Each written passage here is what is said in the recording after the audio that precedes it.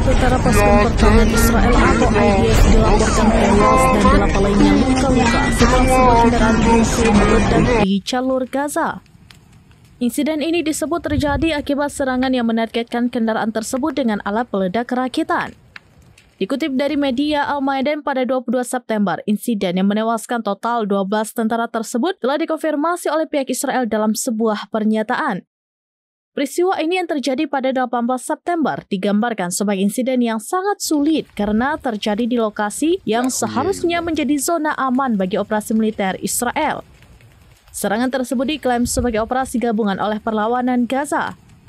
Sebelumnya, Brigade Al-Mujahidin dan Brigade Al-Qassam telah mengkonfirmasi bahwa mereka juga melakukan operasi bersama yang menargetkan tentara IDF. Dalam rincian operasi tersebut, Brigade Al-Mujahidin dilaporkan menargetkan dan menyiram tank Merkava Israel dengan muatan syair di lingkungan Al-Zaitun.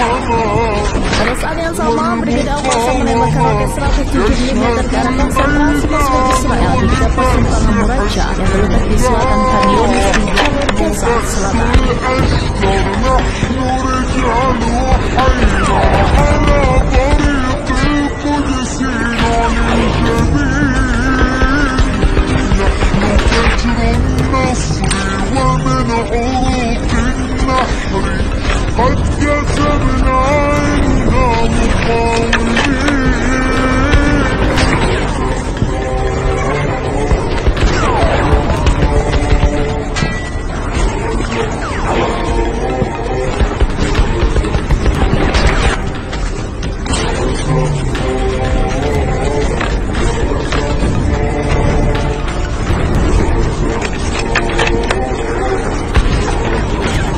Download Tribun X sekarang, menghadirkan lokal menjadi Indonesia.